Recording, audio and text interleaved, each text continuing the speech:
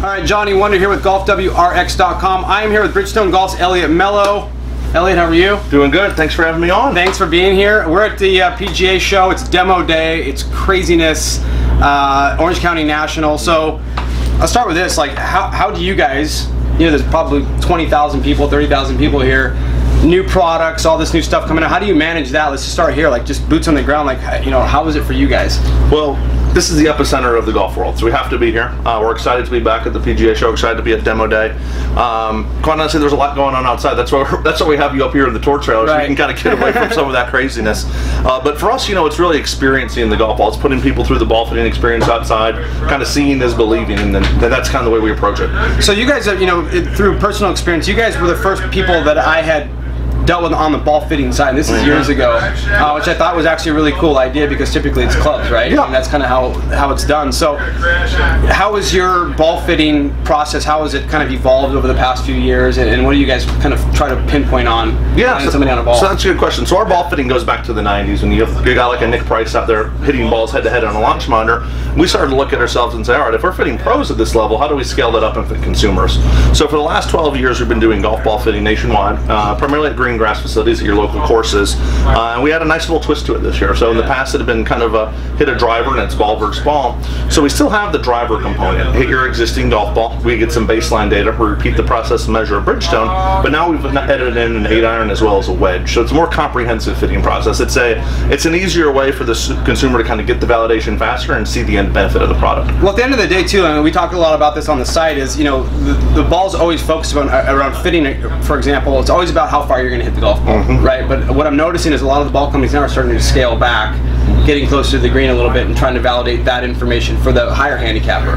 Because ultimately, like, you know, not everybody's going to hit it 250, 300 yards.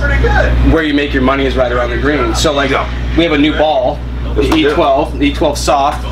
You know, that's a higher handicapper ball, I think you said, for the higher handicapper. This is for the guy that needs some spin management off the tee. That's helping with accuracy, straight distance. Okay. So to your point, we want to make sure that we're getting the golfer closer to the pin, closer off that tee shot so they can score. But we also want to make sure that we're managing their approach shots in a responsible way. So what I mean by responsible is when we're doing ball fitting with an 8-iron, we're not necessarily looking to optimize distance. Do we sometimes? Absolutely. Sure. But really, we're looking to optimize trajectory and proximity to the hole, and that's kind of the fitting experience. Get you down the fairway off the tee, and then get you closer to the pin on the second shot. How's this? What's the science behind this ball? So, you know, we've got 2.5 million swings in our database, and so it's a great marketing tool. But honestly, it's an R&D tool at the end of the day.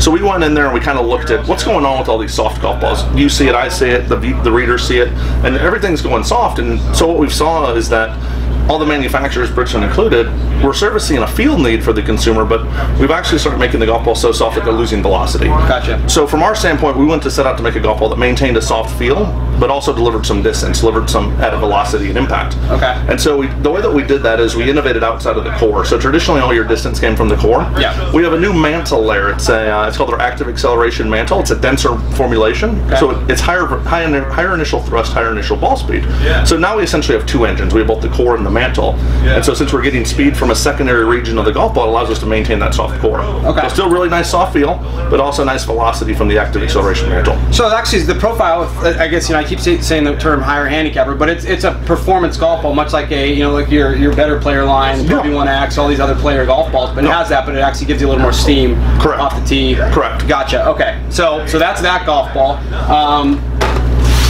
Let's talk about these ones. So obviously, Tiger Woods somehow makes it into every conversation. I could be at Cobra and we talk about Tiger. It's the weirdest thing. We all know golf ball he plays. What he has in his bag, everybody knows.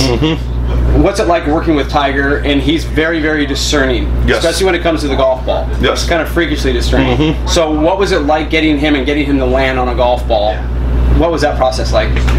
Surprisingly easy for Bridgestone, believe it or not. So throughout the process of working with Tiger, there's basically two things he's looking for. He wants high spin on the irons in the short game. He grew up playing a balata. He prefers to take spin off rather than trying to add it. Okay. So he's kind of contrarian approach to a lot of the kids coming up now. So he wants a high spin golf ball, but then he also wants a ball that's stable in the wind. Okay. And those are kind of the two buckets that he's looking for. And we check both of them with the Tour BXS. So, well, it's interesting. I was talking to Ricky Fowler just made the change over to TaylorMade ball, and the recurring theme with the better players, especially at that level, is how that golf ball flies into a headwind.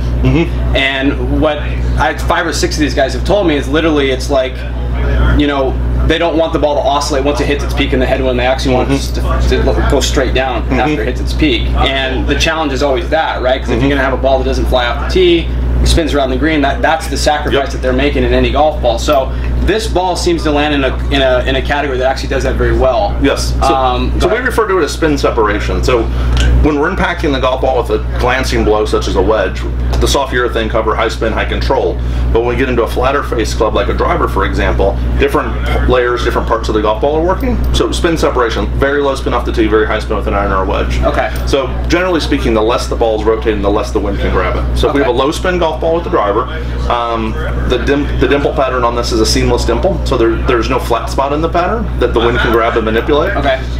The dimple pattern on here, it's a dual dimple that took over 8 years of R&D. So you combine the superior aerodynamics with the less rotation, and the ball just cuts through the wind. Gotcha. Okay, and just to dispel any rumors, Tiger actually, this is the ball he plays. It's not some juiced up version of a Bridgestone. Like, he actually pulls the, like, he can. That is correct. That is correct. It's the first time in Tiger's career that he's playing a retail spec ball.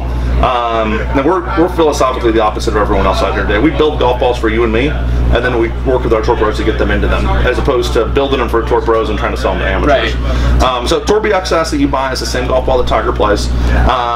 Quick little story. Tiger showed up at Shinnecock this past year for the U.S. Open. He showed up a couple days early, and his shipment of balls hadn't arrived yet. And they went down in the pro shop and literally bought Tour BXS, and he played a practice round with it. Same exact golf ball. Yes, that's amazing.